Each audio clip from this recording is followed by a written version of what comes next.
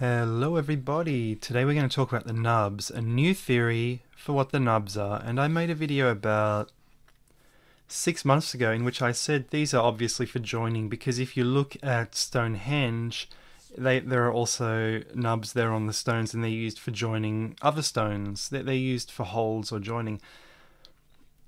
But there are different types of nubs, and in this video I'm going to say that these are actually used for holding up sheet metal on the surface of these stones. And it all goes back to the legend of El Dorado. El Dorado was a man who painted himself gold, a priest, and sailed into the middle of a lake to worship the sun god, and people also threw things into these lakes. One of them was in Colombia. The one at Tiwanaku could be another one, that is Lake Titicaca, but that's not quite confirmed.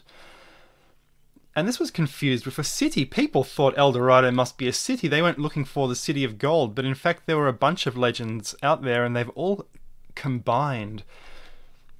One legend was of Antilla. Antilla seems to be essentially Cuba.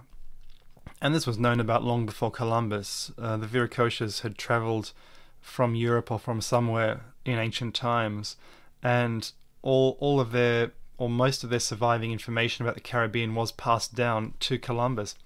And apparently there were 7 cities on Antilla, and these were cities set up by Spanish fleeing the Moors who were taking over Spain in the 8th century.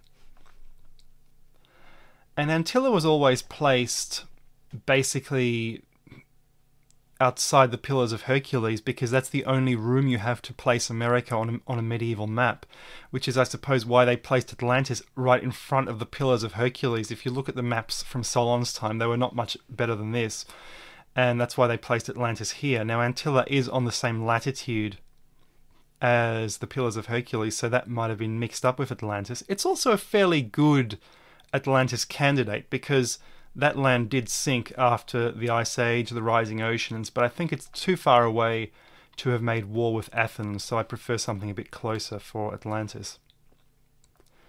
And Columbus himself had a map like this, and there's Antilla, and this is basically the Caribbean, and we're not sure what he thought of it, but he heard the legends of the 7 cities, and he made a deal with the Spanish queen. He said, I get to own everything that I discover, and I get a certain percentage of the riches forever. And so do my heirs. My heirs will also continue to own everything that I discover. So he wanted to found a dynasty in America.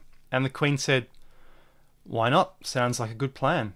And this is another reconstruction of the map that Columbus might have had, the Toscanelli map, and it was passed down from the Viracocha. And of course, you have to wonder where some of these legends of the 7 cities arise. It's rather interesting. That's the 7 cities legend. There was another legend, the cities of gold.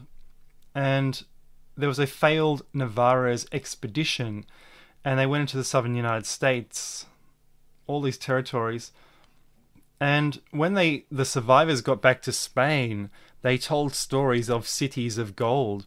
And people like Coronado went into Florida searching for these cities of gold, and of course they just found mosquitoes and swamps. And the places where the cities were supposed to be were actually just villages, so they didn't know what was going on themselves. They thought this is a bit unusual.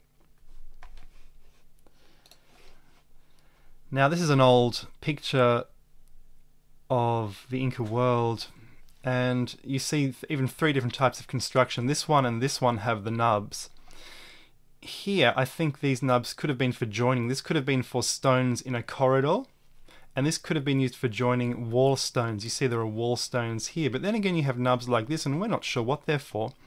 I think this was for lining the corridor with sheet metal to make it look nice, to make it look almost like, I suppose, like the inside of a spaceship, really.